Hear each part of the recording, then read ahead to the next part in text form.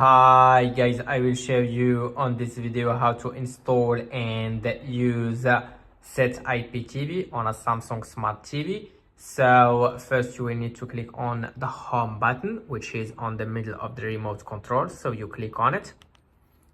Then you go to apps and you go up to app search.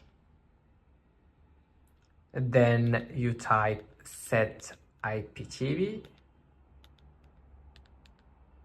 And now I can see my app. It's this one, so I will click on it, then click on install, wait for it to get installed, and once it's installed, click on open.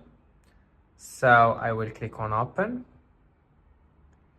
and now my app is loading.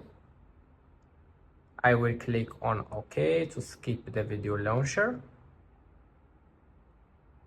then click on I accept, and here I can see that my app has been successfully installed on my TV. To make this app working, you will need to buy an M3 link. You can buy the M3 link from the link that you can find on the first comment. You can also find the link of the website in the description of this video.